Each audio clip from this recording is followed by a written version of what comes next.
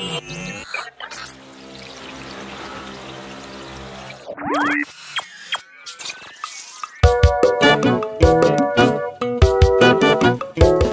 the turn of the 20th century, Lagos had emerged as a social, economic and political force to reckon with in the whole of the northern and southern protectorates, areas which, when merged in 1914, became Nigeria. In the following decades, these positions were consolidated as Lagos became the hotbed of political activism and the social conscience of the nation.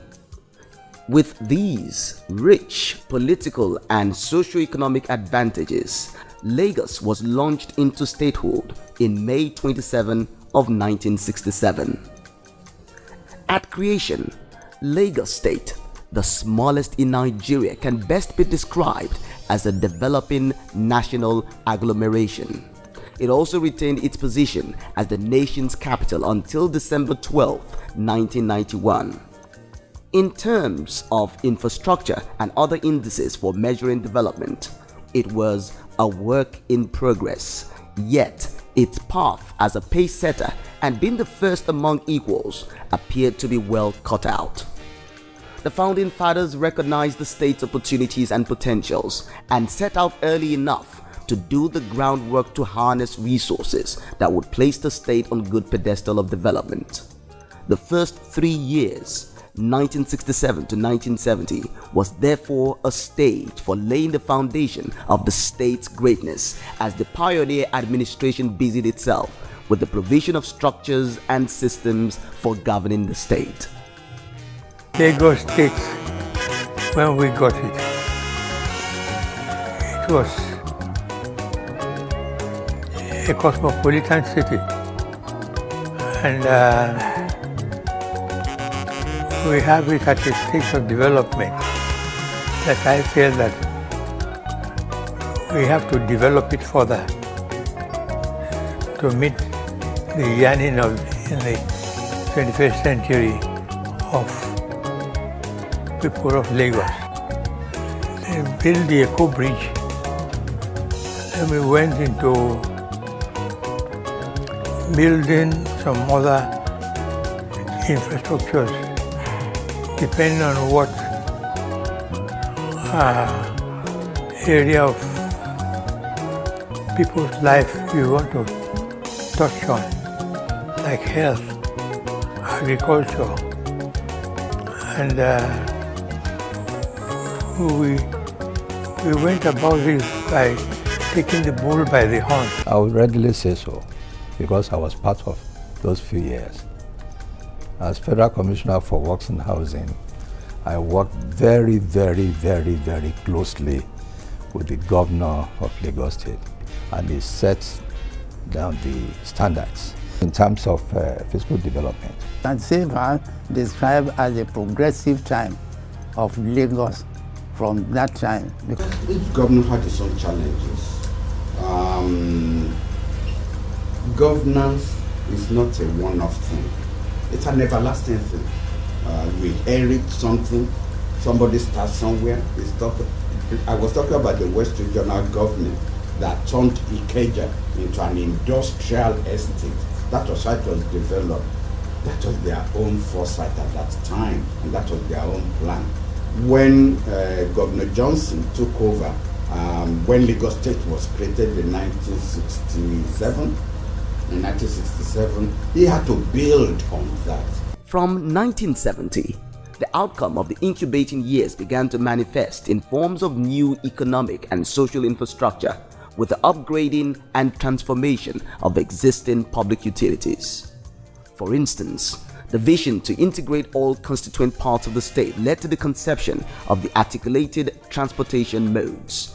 These featured a ring road design that strategically linked Ekpe by the construction of the Itoiki Bridge to Ikorodu, Ikeja and Badagry. It followed up with partial implementations of the first, second and third axial roads comprising Apapa-Ikeja Expressway, Ikorodu Road, New Kata and Eko bridges before their construction was transferred to the federal government. the regime reclaimed the present Victoria Island from Bar Beach shoreline and built Eko Bridge and the Badagry Expressway. To get to Badagry, when Lagos was created, you had to go to Ota, Agege Motor Road, Sango Ota, then Aori land to Badagry. But one of the first things Bolaji did was to revive the plan and execute that plan of a road from Lagos, Igomu, Surulere to Badagry. There was that direct link. You don't need to go through what was then Western states. Later on, of course, the road to Epe, although it was 2-lane at that time, was also put in place. Lagos State have been very lucky, especially when you think in terms of the founding fathers. For most of the plans he put on are the ones the various governors are more or less improving upon. As the enabler of development, the focus on infrastructural development played significant roles in accelerating the growth of the state. It also ensured a conducive environment for the economy to thrive. I focused my administration on the rural areas. My attention was more on the settings of the rural areas. Babangida to have, again before I got in here, or I became the governor of Lagos State, he had this program of, I think, the 4 or 5 programs of rural development and so on. So my thinking and his own thinking just keyed into each other. We had our programs for the housing and the rural infrastructures. So Lagos State was on the verge of expanding more when we came in, and we tried to build on that. It was a stage that was on the move. More people were coming into the state, and most of the infrastructure could not stand it. So the focus was more on making people, feel, have roof over their heads and be able to move around. The primary focus was how to sustain peace and gain the confidence of the people of the state. And this, I think, will be very successful. More than physical development, I have a totally different philosophy too. Neither society nor governance is just based on physical development, but most important is how does the body politic advance in many respects. One, in respect of people having greater opportunities, in respect of greater security, in respect of hope, and then in a way in respect of building up not only the immediate area, Lagos State, but also building up when we all had a hope. The leadership here, they are serious-minded people. What I see in terms of physical development, for example, in Lagos could not be better. Within that period, institutions, right from primary to tertiary, were being advanced. Lagos State Polytechnic was started then. Many more primary schools have been done. So, in terms of relativity, a lot was done. That didn't mean that, of course, the whole place was turned into El Dorado or paved with gold. No, the infrastructure in place that requires to be attended to, that also required to be keep expanding, as such as play their own effect, multiplier effect on the balance of the country. So, indeed, Lagos' position as the federal capital offered compelling reasons for the pursuit of strong infrastructural base, from the period of the oil boom through the gradual decline in the national economy to modern times. That infrastructure will bring development, create jobs, add value to people's property. No other state in this country is investing in infrastructure for the sake of the people as much as Lagos. No. In the mid-70s, Lagos held her own. There were many defining infrastructure interventions that also had very significant architectural statements that competed on a global basis. And from the Nitel building, the Eko Bridge, the third mainland bridge, one of the longest at the time when it was built in the whole of the sub-region. With the work that has been done since 1999 to date, Lagos is recompeting again. Lagos is taking on very, very massive infrastructure interventions that will make her competitive again. Lagos is developing in various directions like an octopus. Financially, the state took off with a sum of £10,000. The quest for speedy development made it to participate in the preparation and implementation of 3 national development plans: the 1970 to 1974, the 1975 to 1980, and the 1981 to 1985 development plans. The objectives of these plans were similar, and they formed the basis for the financial and economic policy of the state government. This policy, which has been sustained till today, centered around growing the economy through investments on productive sectors, emphasizing on projects with the highest rates of return, increasing and diversifying the state's agricultural production, and stimulating the development and growth of industries. These include the creation of employment opportunities, raising the standards of living through investments in social services, and the mobilization of revenue sources for optimum returns. It also seeks to explore other revenue sources at state and local government levels. Lagos is a megacity. Lagos was described as, by a former president of this country, as a jungle place.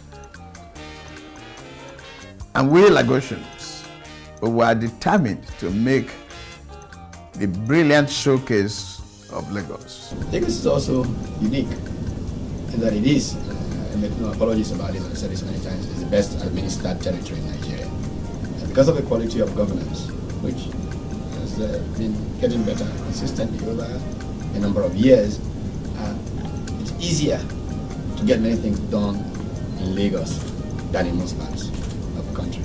As the impact of these policies began to unfold, Lagos became the center of attraction to people from far and wide. The influx resulted in geometric increase in population with its attendant pressure on socio-economic infrastructure and its services. Lagos will always, there's no doubt in my mind, Lagos will always remain the economic hub of West Africa, not just Nigeria, of West Africa. No state in this country is receiving of migrants from other parts of the state. The population density, the vehicular density, the economic, development of the state. You cannot succeed and organize a respectable society or a state without infrastructural development. To meet the demands of governance and development, it was therefore clear from the onset that Lagos cannot totally depend on federal allocation. The first budget of the state simply divided into revenue estimates of £10,511,640 and expenditure estimate of £10,313,950 confirmed this reality. In 1972, Akintola Williams Committee on Internal Revenue was set up to carry out a survey of existing revenue sources and to develop new ones. When I got in here, I think the revenue of Lagos was about 500-600 million. But by the time we were leaving, I think it was increased to 2.5 billion. So, and I'm happy, like I said, Lagos have been very lucky. Most of the governors coming, they started improving on the IGR. Trends from 1980 showed a gradual increase in tax revenue from about 138 million in that year to over 239 million naira in 1987. Further commitments by the government pushed the figure beyond 1 billion naira in 1992. By 1999, the engagement of consultants, especially by the then Colonel Mohammed Buba Marwa's regime, shot the figure higher before the financial re-engineering pioneered by Asiwaju Bola Tinubu's administration. There were no funds simply to meet up what we needed to do, even when I prioritized to security and roads. So the magic was a man called Otumba Adekonla. I was introduced to him, and he was actually the man who turned around the IGR. I have a very dedicated and loyal people. Lagos is indigent, but we have created the opportunity for people to realize their dreams. We are kids of circumstances. We are leaders of providence. We know we will have crawling bruises if we start on our knees. But as we take this challenge for inheritance for our children and grandchildren. Tinubu tried, because when he came, I think he radicalized the whole system concerning the revenue. Lagos today, they can do without the support of Abuja. And it's been increasing consistently. Even in this, recession, it hasn't gone down. It's not just being prepared for raining day. We prepare for the flood of economic disaster and frustration that was coming. The credit to everybody in Lagos State for their cooperation, because if they don't cooperate, then even some of these things. With a strong and progressive financial backbone, Lagos State has had it good in terms of continuous development. This has rubbed off on various sectors through the efforts to provide a conducive environment for individuals and organizations' productivity. The business environment is very good. It has been very, very promising. It encourages people of all the states.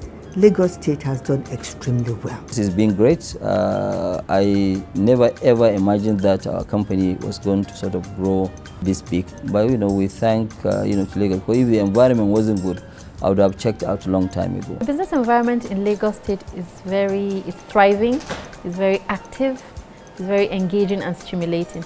In the whole of West Africa, Lagos is #1. It's the best place. You bring anything to sell and you sell it. It's the best for business. For instance, the transportation sector had witnessed several changes and transformations that have enlarged its capability to provide an integrated, intermodal, multimodal services for the people. The upgrading and expansion of health facilities and services has turned around the state healthcare delivery system with greater focus on preventive, maternal and child care.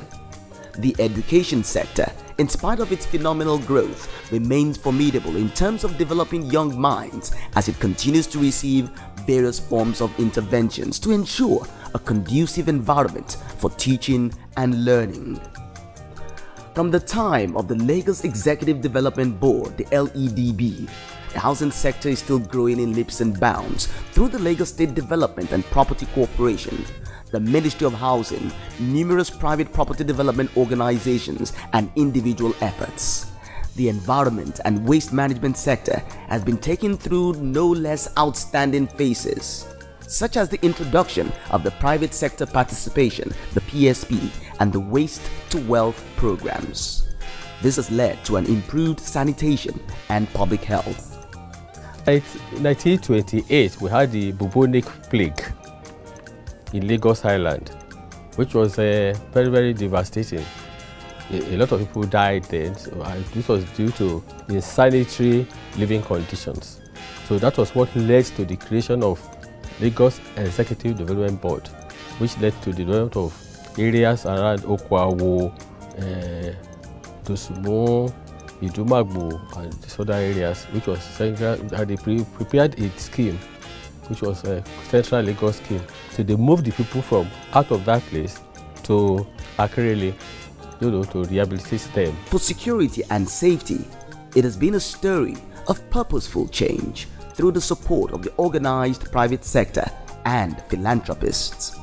Lagos now operates a new security architecture that has reduced criminal activities, making the state more business and investor friendly. And the purpose was to prevent crime.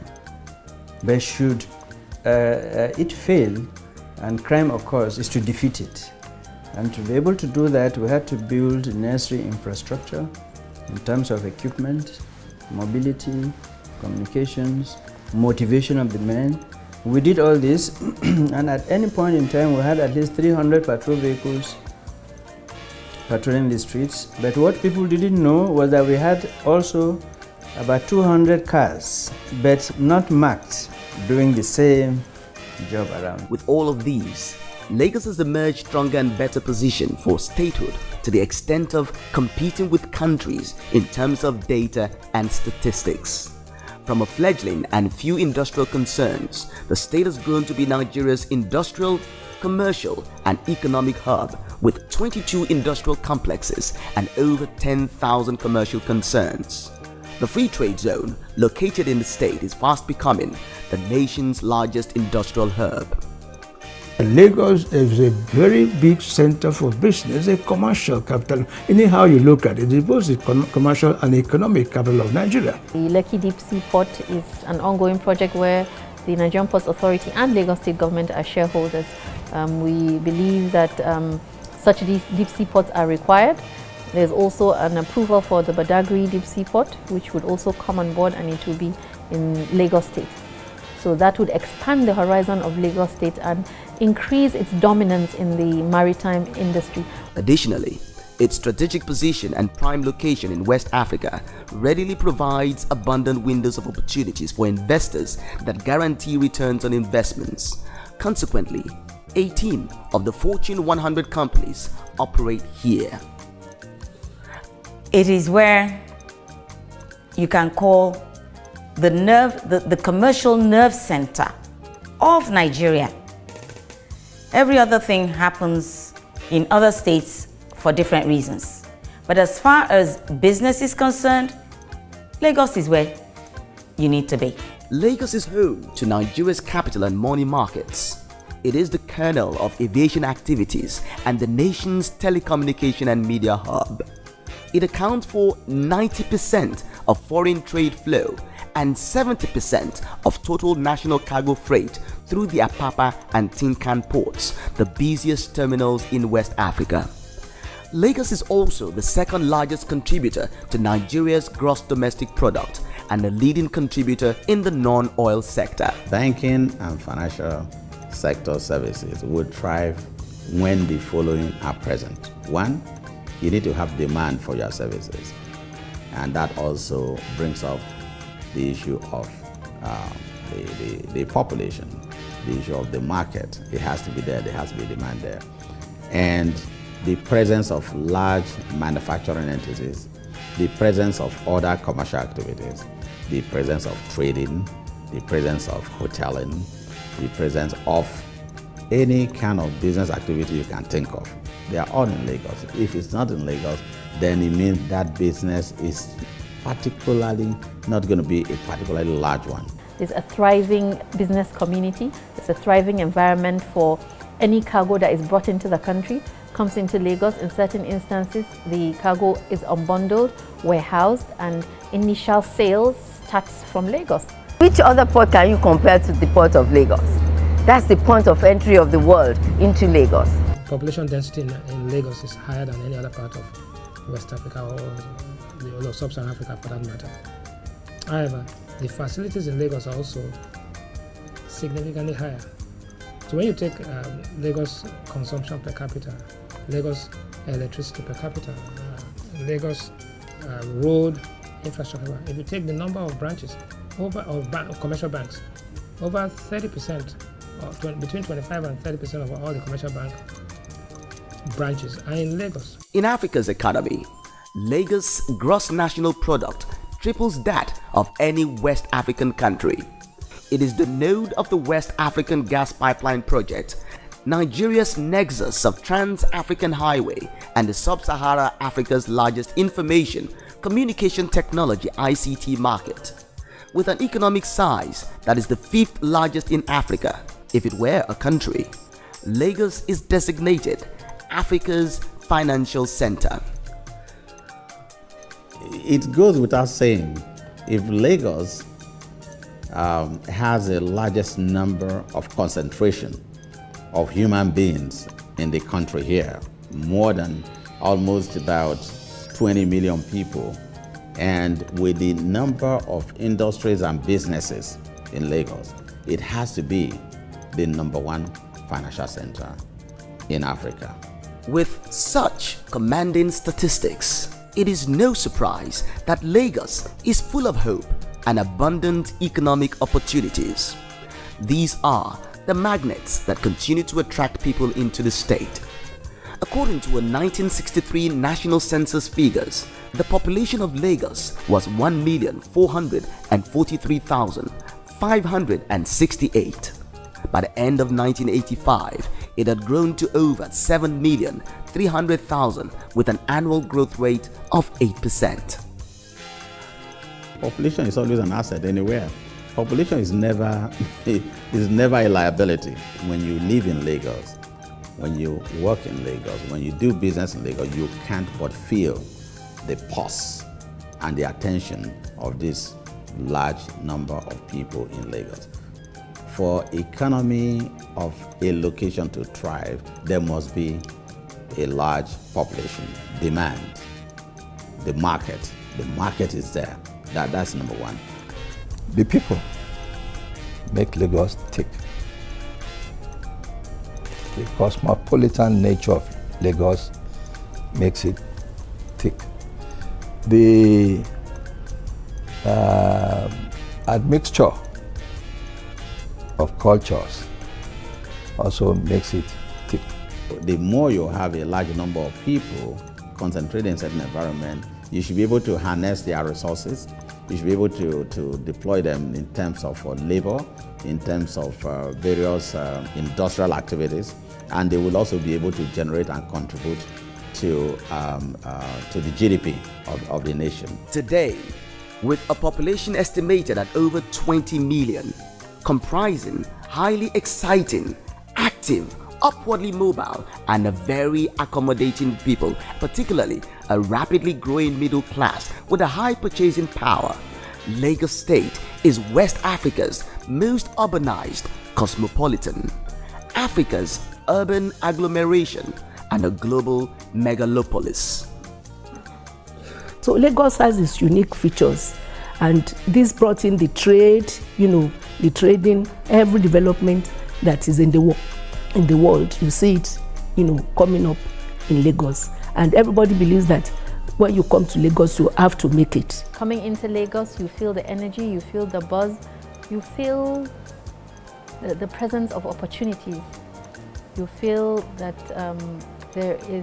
this state has an enabling environment for prosperous business interaction.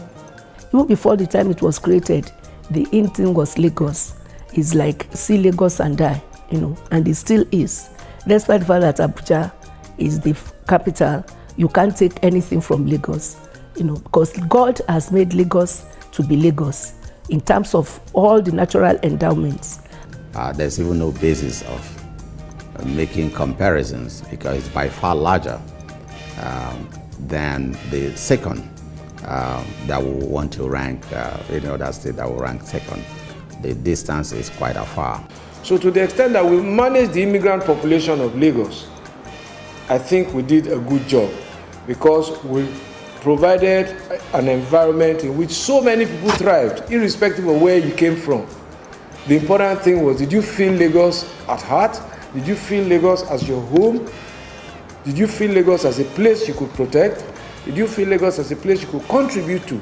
And all those who take those answers positively found a place where their full ambitions were met and realized successfully. Instructively, the story of Lagos is not only about the big individuals or corporations, but also about everyday people, those in offices, factories, construction sites, markets, and shopping malls, including the ones hustling on the streets, who constitute the major workforce and a ready market for goods and services. We harnessed that immigrant culture. Everybody participated. It wasn't just the indigenes. The contribution of Lagos to Nigeria goes beyond the economy. The state, from inception till date, has a robust plan for grassroots sports development. This support has led to the discovery of sporting talents that brought glory to the state and to the nation. If you're a sportsman in Lagos State, you're exposed to a lot of things. One, you can have scholarship if you're in school, to whether the university you want to go to, or name it. Being a sportsman, you get a job too easily. You are well recognized as a sportsman and sports lady. Look at the deficit of this area now, the stadium you have here. You know, they have pitches for all of us to train. They have Agege Stadium. Lagos State wants to take National Stadium now. And they have all the things like that they're doing. Lagos has recorded tremendous growth and expanded on other fronts. The film, fashion and entertainment industries have grown so phenomenally, such that the state is being referred to as Africa's emerging entertainment capital. It has become the home of aspiring and established fashion freaks, designers and entrepreneurs, including film and musical artists. Music industry, film industry is creating jobs. The beauty industry has really improved in terms of what we used to do. Now we have added other things about body care, facial care, and all of that. The fashion industry has also improved. I would say that the beauty industry has surpassed the fashion industry. The incredible energy of the state is also expressed in the growth of fashion, film, and entertainment activities, strengthened by a booming nightlife with regular hosting of fashion, film, and musical shows. Lagos State boasts of the presence of good hotels and relaxation centers, a variety of international dishes and cuisines with local delicacies. Eyigbeti, the state's foremost heritage, is rooted deep in commerce. This is fired by the undying entrepreneurial spirit trailed with many success stories. Eyigbeti, that is more or less the boundary of the island, and that's where you had all the trading and commerce happening. So if you want to do business or whatever, you know, you go to the back. People went in there, business was buoyant, people made lots of money there. People were so sure that the amount of commerce and the successes that people are going through there, there's no way it can end. And as long as we continue to have buoyancy and trade and commerce in that area, Lagos is home dry. The 170-kilometer precinct and exotic sandy beaches with beautiful lagoon fronts, historical sites like the Sungbo Eredo, slave relics and Sato drummers in Badagry, Adamu Orisha or Eyo Play, and the Fanti Carnival on the Lagos Island, Ebi and Kayo Kayo festivals in Ekpe are among heritages with huge tourism potentials. Indeed, Lagos Eyigbeti Heritage supports creativity and entrepreneurship and promotes diversification. Wherever you were from, there was a role for you, whether in the public service, whether in the appointment to parastatals, whether in the recognitions that we gave to people who had contributed to our state. Some of the parks we named, some of the public buildings that we dedicated to people were not just to Lagosians by birth and descent, they were to Lagosians by choice who had made Lagos their home. And that helped to cement the sense of belonging, that if I play by the rules, if I obey the laws, if I pay my tax, and if I work hard, which were the things that made Lagos what it was, I will have a role in this society. Somehow or the other, Lagos develops its own culture, which started long ago, right from the time of even the Portuguese, the Akito years, the this and you name it. They developed a culture itself, whereby it was more of people from within, say, Odua land come, different people from outside come, and since even the colonial master, of course, came around, do what they did, see what happened. Because if you even take that, there was a time when Calabar was to be capital of Nigeria, and when talking days of Lugard and all that, might I say have made it to be Kaduna. In spite of that, you have got all the other things that it takes to make what Lagos is made of.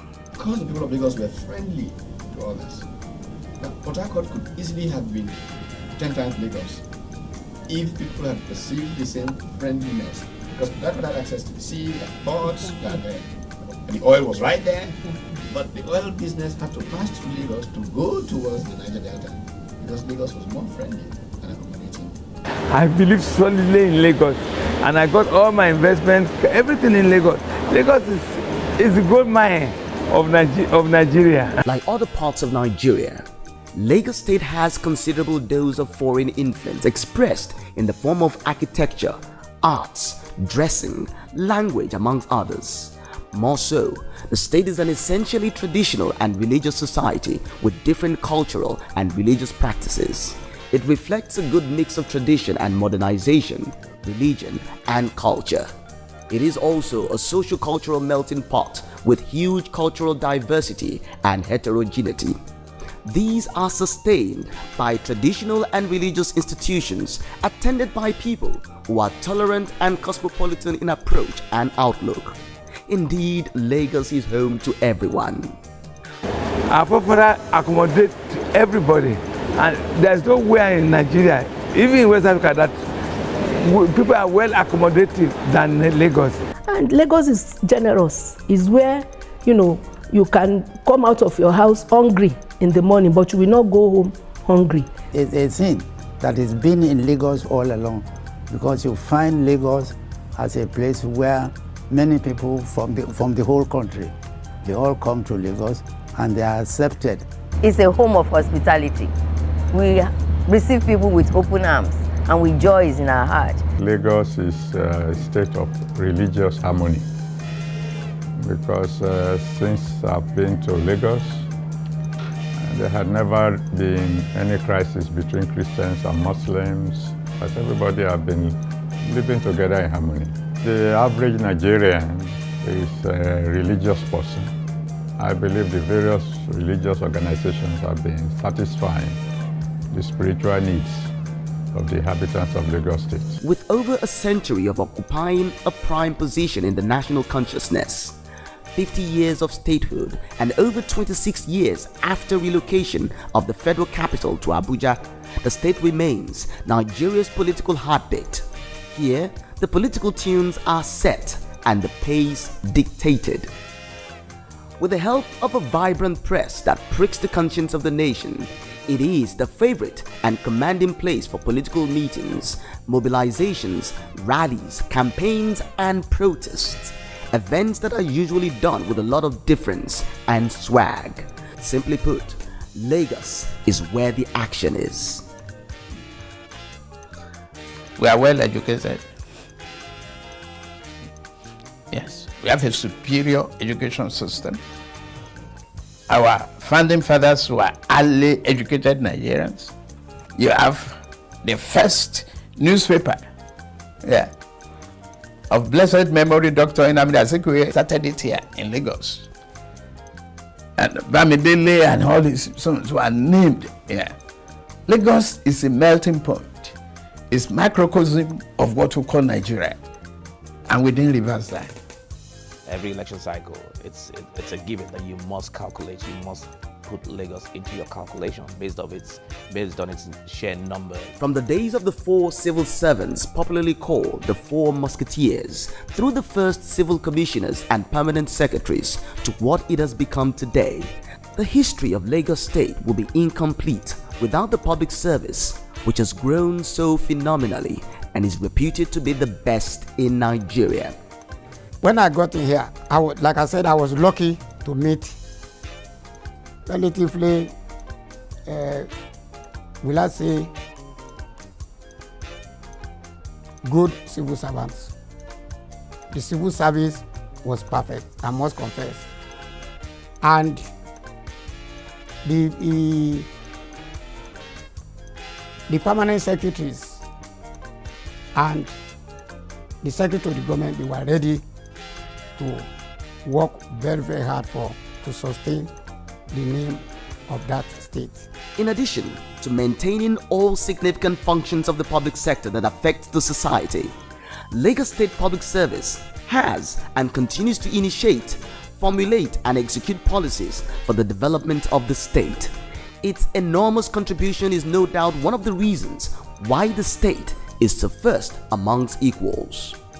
I think we have one of the best civil service in the whole of the Federation. We have a lot of fantastic, well-seasoned administrators. They know their onions. Working closely with the public service is the political leadership. Fortunately, the state has been blessed with visionary, energetic and highly committed leaders who piloted its affairs at one time or the other. From the pioneer military governor who adopted integrity, fiscal discipline and financial astuteness as the cornerstone of governance, successive leaders supported by members of the executive councils took the state through outstanding phases dotted with remarkable achievements and giant strides. We approached governance with a human face. Though we were in uniform, we did not necessarily use a big stick. We listened to what people needed or wanted to happen, and we tried to do that. Lagos is a mini Nigeria. It will be this idea of continuity rather than you come and you leave the job and the other man will start his own at the end of the day. And that has been the problem of the federal government. I think they should try and learn from Lagos. I left Lagos better than I did. And I think that every government that has come before me has left Lagos essentially better. And so from the first governor, Governor 1, to me, Governor 13, everybody has added value. On the strength of their visions and the demonstrated ability to transform them into concrete realities, they rolled up their sleeves and deployed an impressive managerial and administrative acumen typical of transformational leaders. Interestingly too, the governors and the administrators have been the state's biggest brand ambassadors. We have a listening government. I've been close to various governors in Lagos State, from Asiwaju Tinubu when he was governor of Lagos State, to Fashola, and also the present one.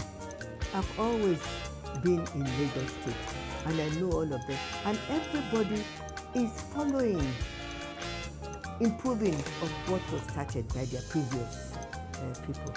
That is why there's continuity.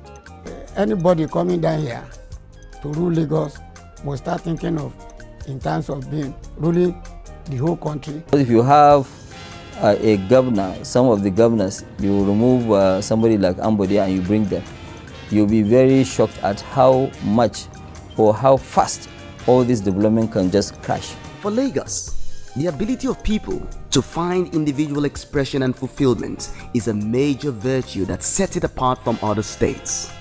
This is because the state continuously reinvents itself, making it retain the status of a force to reckon with within Nigeria.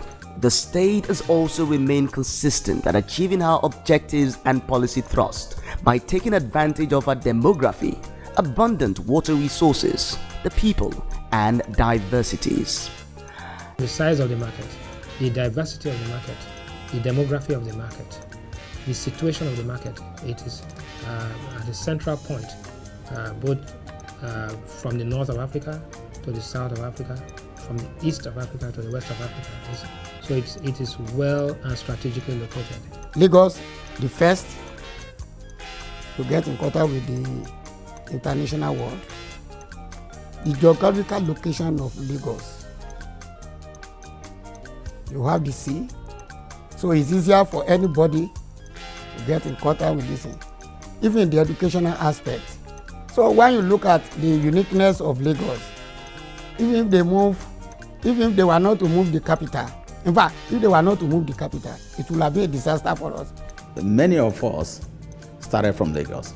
Almost every successful business person, they all started from Lagos. If they had started in some other states, they would definitely blossom in Lagos. So it has to qualify as the state, and Lagos itself as a city that nurtures dream and fulfills people's ambition and people's initiatives and people's visions. Lagos has, it does.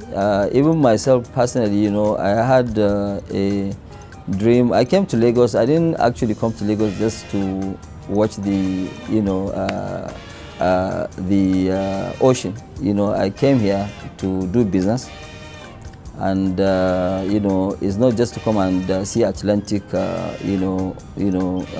sea. No, I came here to do business, and it's been a very, very great place for doing business. I've been here now for 39 years.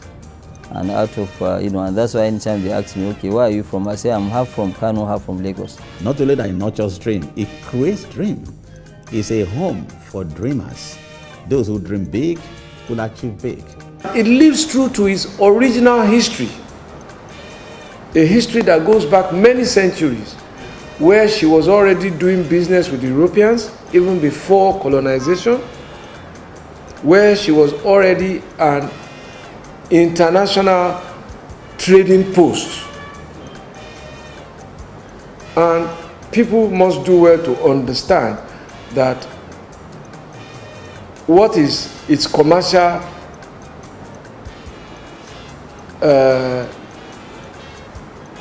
flavor is rooted in its history. It's not a gift of the creation of a state. It is actually the creation of a state that... Lagos ranks with Greater London metropolis, which accounts for almost half of Britain's GDP. It can also be compared to Boston, New York, Washington Corridor, and the Arcadia City in Los Angeles, California, extending to the Silicon Valley, which accounts for at least 1/3 of America's economy.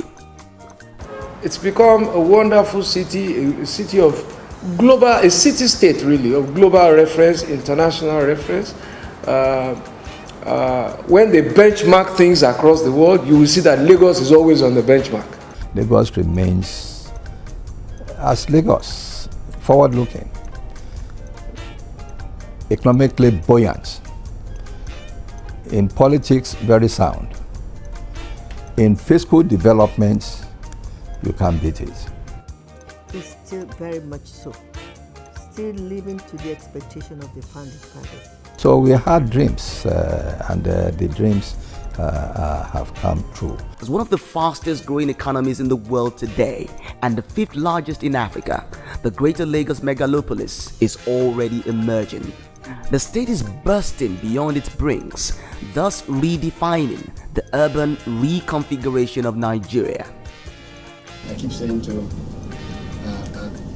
strategy makers in Lagos, and I've had the good fortune of being involved in an intellectual way with the development of strategy for the city of Lagos. That you shouldn't think of Lagos as a mega city. Think beyond the mega city idea. Think of Lagos as a megalopolis, where from here through Ibadan is considered to be one urban center. And you can create in Ogeri a whole new town that is based on Lagos. And that was why during my tenure I said we must help Ogun. We must surrender to Ogun the taxes that are due to Ogun that are being paid to Lagos, which we did. If Ogun prospers, we will do better.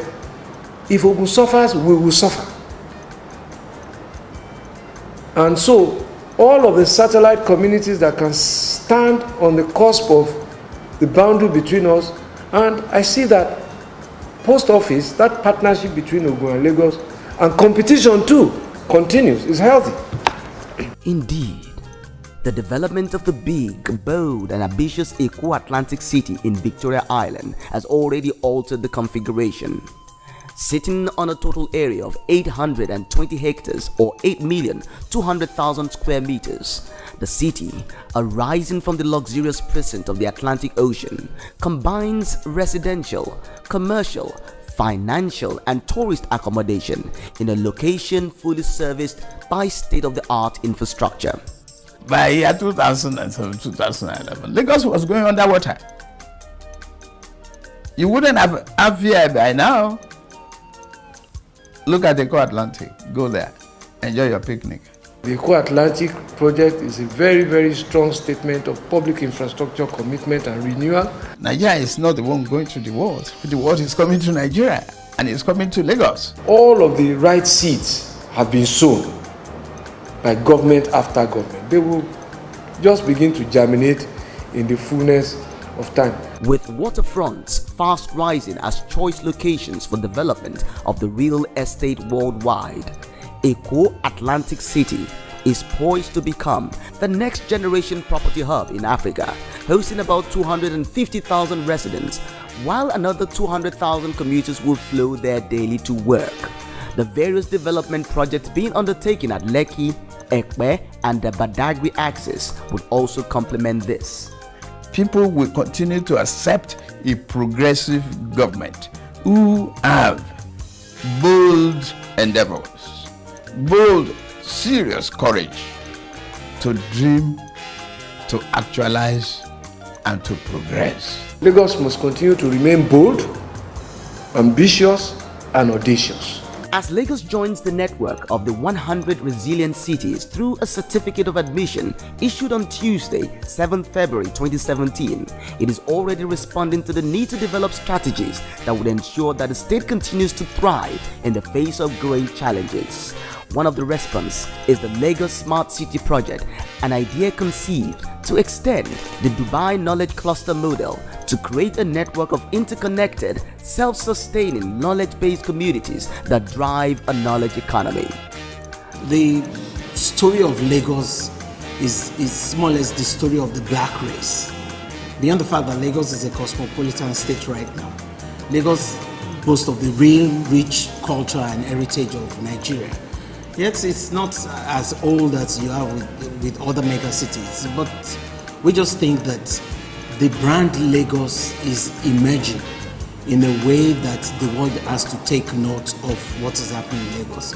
For the leadership and the people, this will form the basis for moving into the future as it continues to tackle various challenges in the quest to build a globally competitive state. This commitment to face the future with uncommon positivism will be the sure step to sustaining and building Lagos State, the center of excellence and the state of aquatic splendor, into Nigeria and Africa's pride. Lagos State, 50 years and still counting.